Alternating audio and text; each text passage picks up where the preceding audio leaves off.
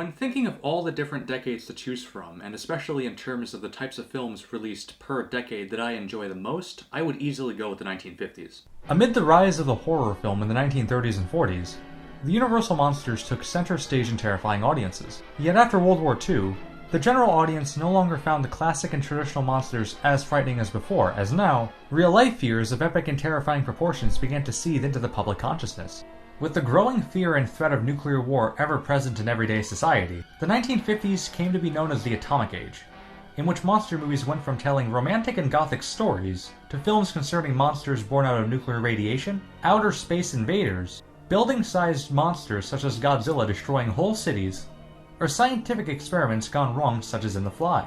The 50s was the golden age of aliens and monsters alike, when Hollywood became the monster movie factory, helping the public cope with the clear and present danger of radiation and all-out nuclear war by converting fear into entertainment, proving that the horror and sci-fi genres changed just as society's fears change.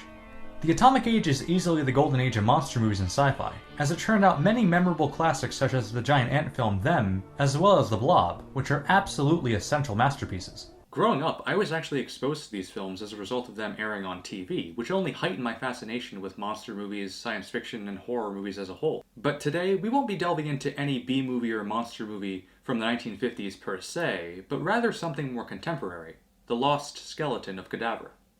Released in 2001, The Lost Skeleton of Cadavra is a black and white parody of the types of campy low-budget horror and monster movies that swept the 1950s. The acting is deliberately dreadful, the framing lacks camera movement, and the soundtrack is completely vintage. What is there not to love? Made with a small budget and a small cast, the film is essentially three subplots occurring at the same time, all revolving around a mysterious meteorite that crash-landed deep in the Californian woods, containing the rare and otherworldly mineral of atmospherium.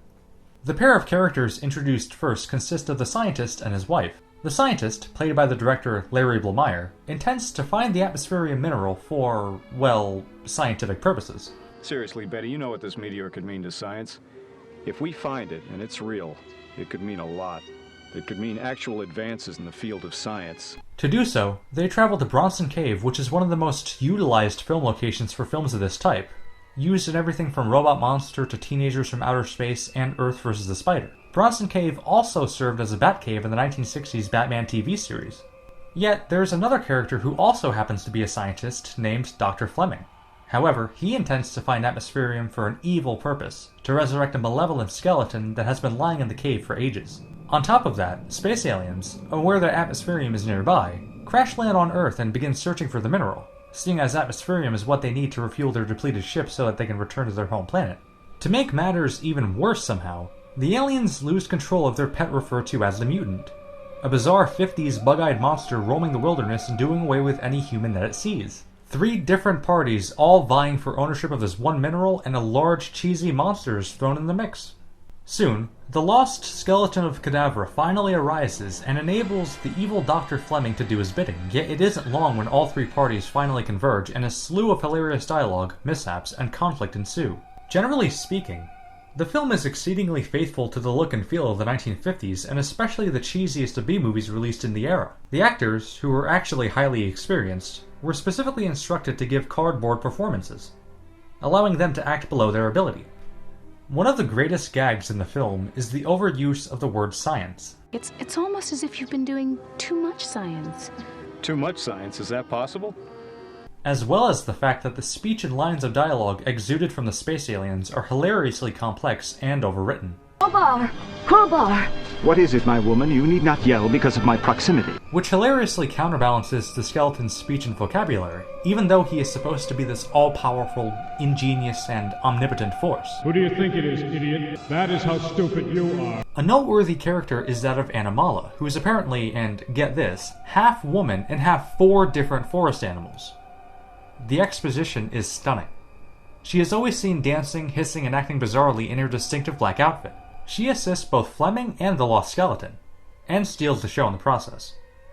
Perhaps the most humorous scene is when the space aliens converse with the scientist and his wife for the first time.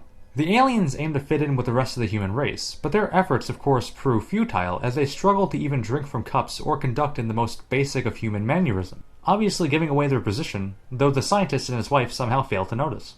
Ultimately, the evil skeleton, though trying to take over the world, soon faces off against a mutant in perhaps the clumsiest and lousiest monster fight scene in the history of cinema. A powerful alien mutant monster doing battle with a brittle skeleton.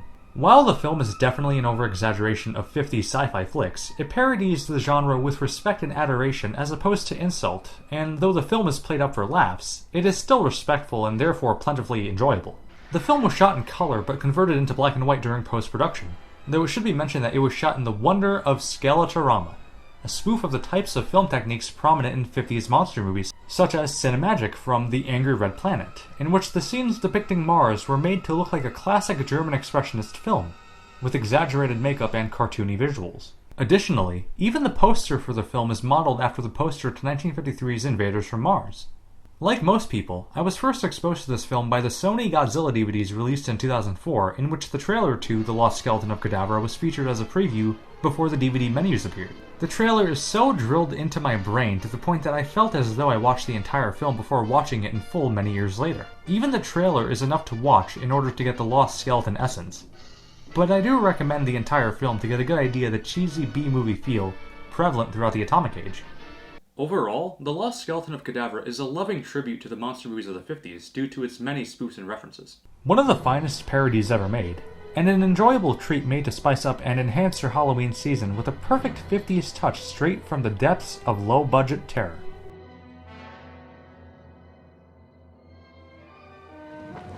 Oh, say, you don't believe those old legends about the lost skeleton of Cadavra, do you?